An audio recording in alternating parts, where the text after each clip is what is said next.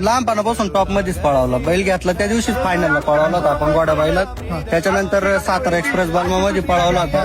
3 फेऱ्यात बैलाचे 10-12 गुलाल आहे. आणि मुंबईला पण डावीला बैल पब्लिकली पळतो. घाटात पण गेलो, आता गाड्याला वाजून आलो आम्ही. 10-88 मध्ये झाली होती आपली, 2 नंबर आला होता.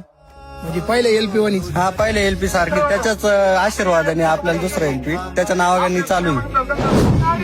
बैलाचा विषय असा आहे का, बैलाला आहे ना, बैलाला 4-5 दिवसानंतर बैल पळावला तर ओरिजिनल मध्ये बैल कमी पळतो. आपण बैल पळाला तर सगळे आपले, बैल जर नाही पळाला त्याच दिवशी सगळे बाजूला झाले समजायचे. म्हणजे फक्त फायद्यापुरतेच सगळे लोक आहे. जवळ हा, बैल पळतो सगळे बैल हाकणार, बैल फोन करून बोलावणार. ज्या दिवशी बैल कमी पळाला त्या दिवशी संपला विषय. मग माणसाकडे किती पैसा असून काय उपयोग नाही. म्हणजे फक्त हे बैलगाडी घेतला असं फक्त वापर करायचा आणि सोडून द्यायचं. 100%. आणि बैल जर पळाला तर त्या माणसाला